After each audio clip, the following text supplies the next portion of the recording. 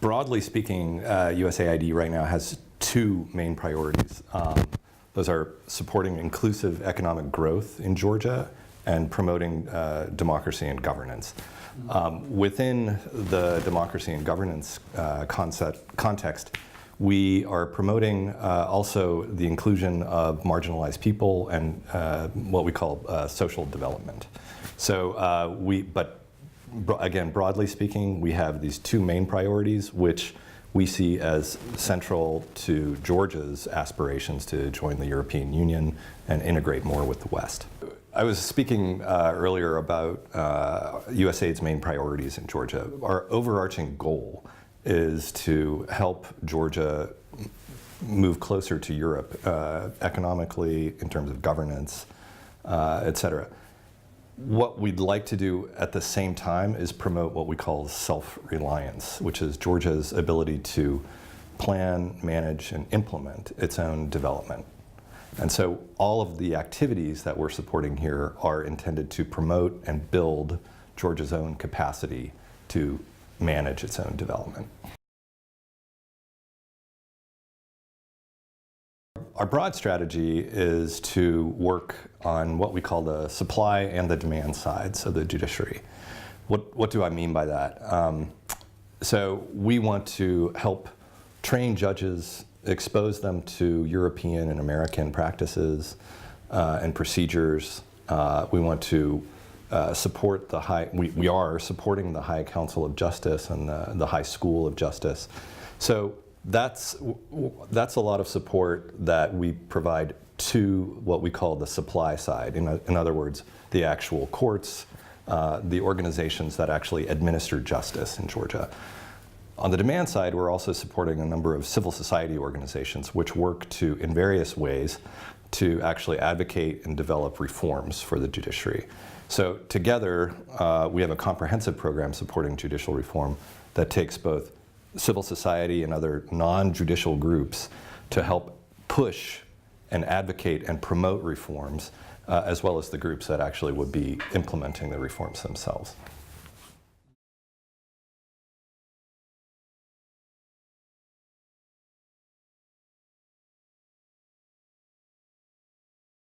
The State Department Human Rights Report is a report that's published every year, and it's done on the basis of research and analysis, both from from the embassy here in Georgia, as well as back in Washington at the State Department. So the report speaks for itself. What I was struck by was the public discussion and dialogue that the report generated. Both, I saw some reactions from some of the judges, as well as I think some members of government also talked about it. But I also saw a lot of discussion from civil society on it. And that's a good thing. That means there's democratic discussion in Georgia and that it's alive and well.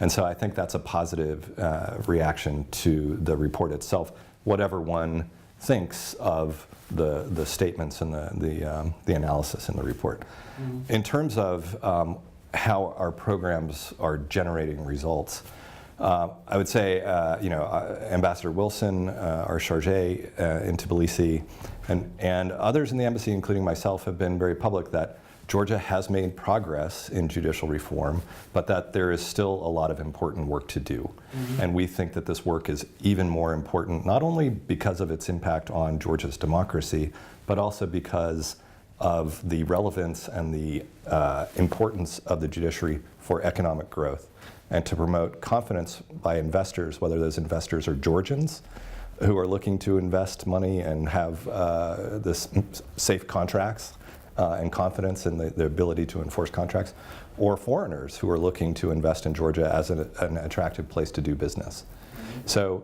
there's a lot of work to be done, and we're working actively with our partners in the government and parliament to move forward with the fourth wave of judicial reform as quickly as possible, but not just to do it quickly, but to do it right. And we've provided all sorts of support to the parliament and as well as to our partners in the judiciary to help move that reform forward, and we will continue to do so.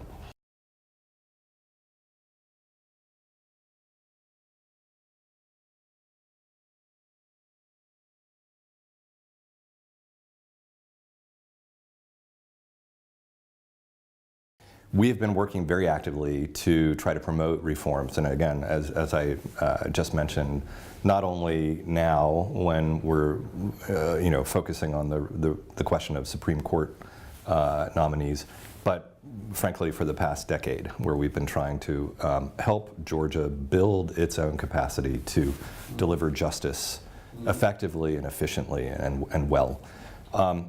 So we're working actively with partners in Georgia, with international partners, including the Council of Europe and the European Union, to engage with our partners primarily at this point in Parliament, but not only. We're also talking to and working with members of the government.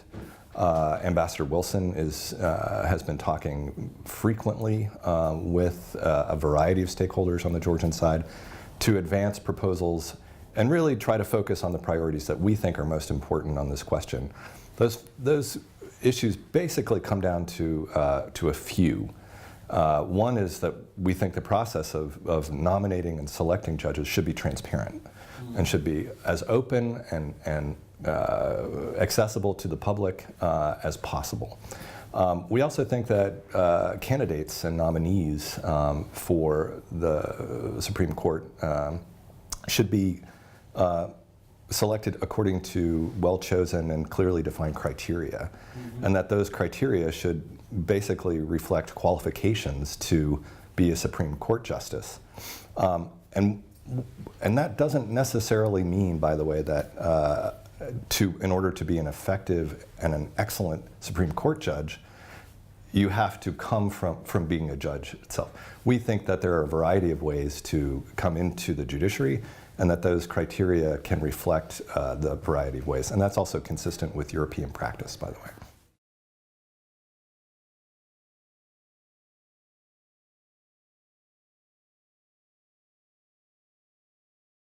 We, of course, follow the stories here, and the embassy, which USAID is a part of, has issued statements about these various cases. So I don't think I'll talk too much about that.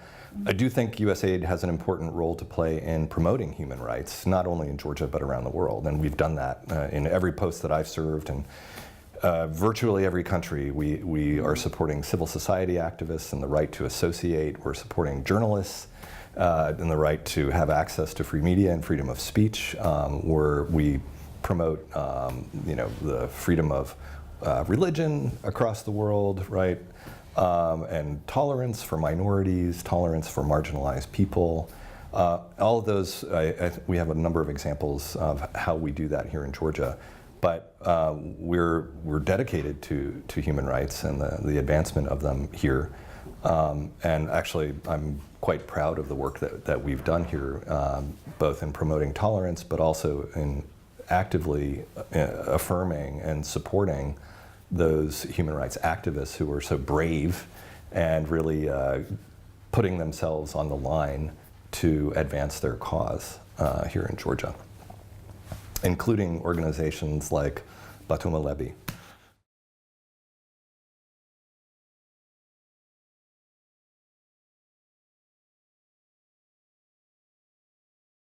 I was in Anaklia a few weeks ago, and we actually did an event with the Anaklia Development Consortium. And I said then, and I still say now, that USAID is proud to be a partner of the Anaklia Development Consortium in promoting economic development in the communities around Anaklia. Our role in Anaklia is specifically a public-private partnership between USAID, one of our projects, which is called ZERDA, and the Anaklia Development Consortium. And what we're doing is we're trying to provide training and grant opportunities for the communities around Anaklia in order to help build up the economic infrastructure that will support the port once it's built. USAID is not contributing to the construction of the port. We're not an investor in it. We don't have anything to do with the actual construction of the port itself. What we're trying to do is consistent with our own mission, which is to promote economic self-reliance and growth in the communities around Anaklia, which are, as you know very well, also quite marginalized because they're on this administrative boundary line with Abkhazia. And so a lot of those communities are quite poor and really need attention and economic opportunity. In terms of the TBC bank issue specifically, as I said in Inoculi and as Ambassador Wilson has said many times, the world, I think, is watching how Georgia handles this case. And I think it's not just governments that are watching, but it's also businesses and banks, international banks and investors that are looking to see how this case unfolds, because what investors want is security and confidence in the system, that if they put their money into a country or into an economic project, that they know how to take the appropriate legal action if something goes wrong, right? It's as straightforward as that. And I think in this case, there have been a number of signs that have raised questions among folks who are looking to invest in Georgia. And remember, it's important for foreigners to invest in Georgia, just as it's important for domestic business to grow here, because foreign direct investment is a critical way to create jobs and promote the economic growth that I think everybody in the country wants.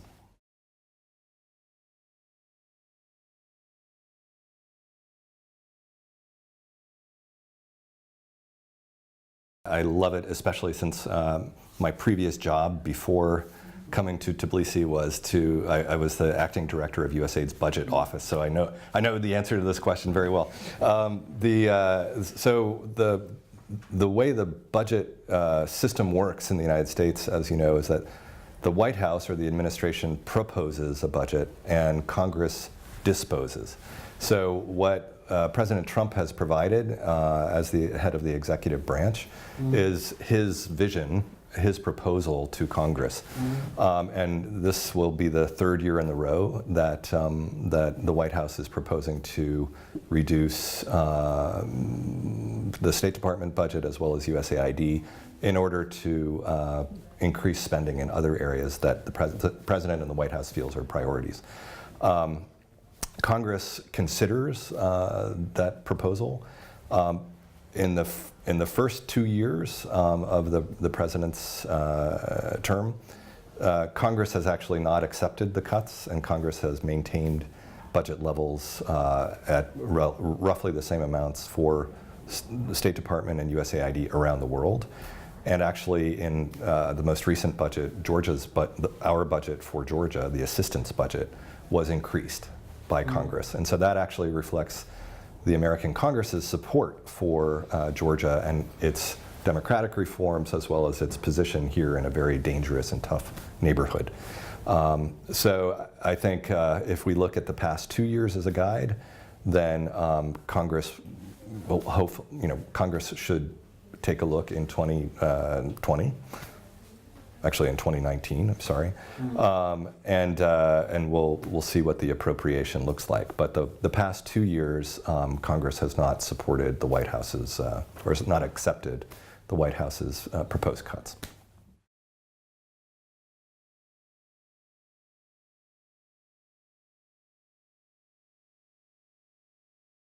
So currently we're supporting local media or regional media around Georgia, and we do that through an excellent partner. And we provide different types of what I would call tailored technical assistance and in some cases grant support or material support to local outlets, whether those are online or radio, so a variety of media. So that they can expand their audiences, become more self-reliant, and also contribute to the free flow of information. We think that independent media has a vital role to play in any democracy, whether that's in the United States or in the European Union or here in Georgia. And so we feel that it's critical and it's a key part of our strategy to support independent media here across the country, not only in Batumi, but all across in Samegrelo, in Kahati, and other parts of the country as well. In terms of the biggest challenges facing media, I think there's a number of them. One is, if we're talking about here in Georgia, I think the system here seems to be increasingly polarized. And so when you have a situation or an environment of increasing polarization, the tendencies are for organizations and media outlets to, let's say, diminish or reduce their objectivity and their independent stance. And so it becomes harder for them to stay independent. And so I think that's a big challenge here in Georgia. I think the other big challenge, which is not specific to Georgia, is just that the global media situation is in total flux. It is an extraordinarily dynamic industry around the world, not just in Georgia, but you're seeing a huge number of forces that are really powerful at work, like consolidation in media companies at the really global level. You're seeing it's harder and harder for smaller organizations to compete and to attract revenue and to be self-sustaining. So I think the biggest single challenge is the very nature of the media industry today, and that's again, that's the same in Asia, that's in Africa, that's in Europe, that's in the United States.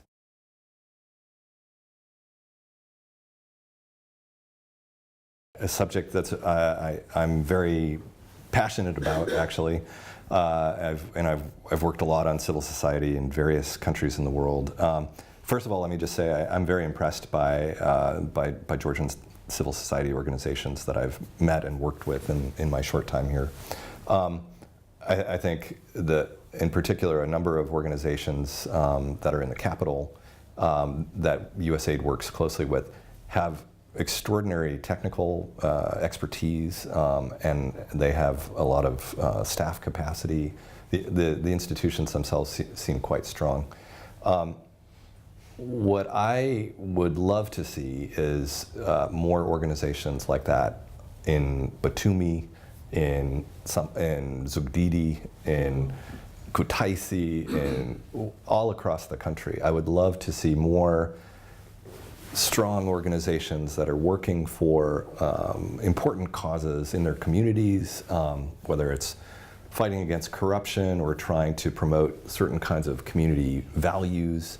I would love to see stronger organizations there.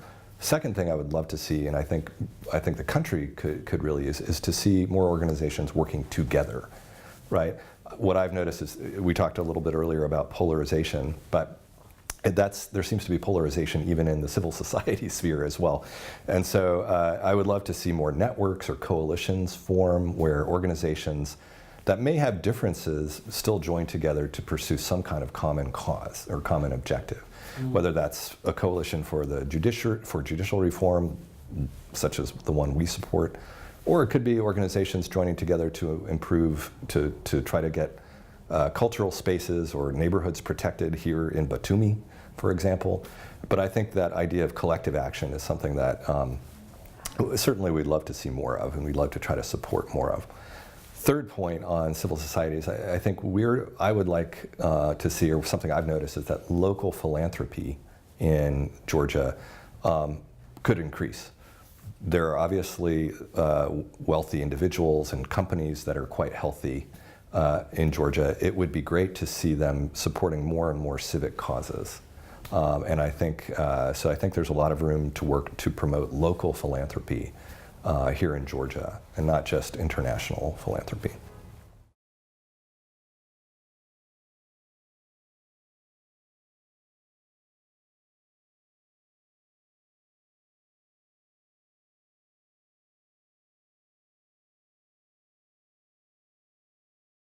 I think I will let the State Department and my colleagues in the embassy talk about the State Department's human rights report.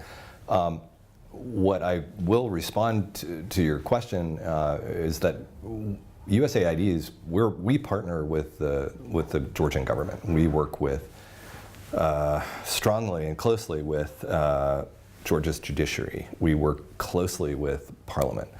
We have strong partnerships with a number of ministries, including the Ministry of Agriculture, the Ministry of Economy, Finance, across the board, Justice.